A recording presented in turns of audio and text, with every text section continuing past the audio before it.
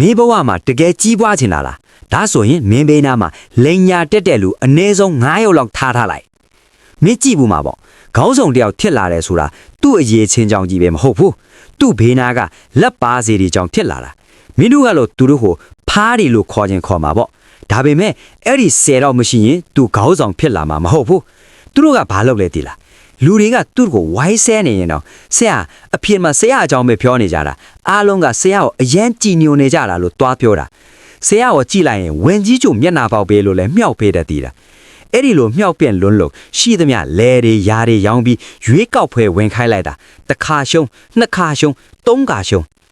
နောက်ဆုံးလူတွေကဘလို့ဖြစ်သွားလဲဆိုတော့ဟာဒီလူတော့တနာပါတယ်အယူကြီးဖြစ်တော့မယ်တခါတော့မဲပေးလိုက်ပါအောင်ဆိုပြီးမဲပေးလိုက်ကြရော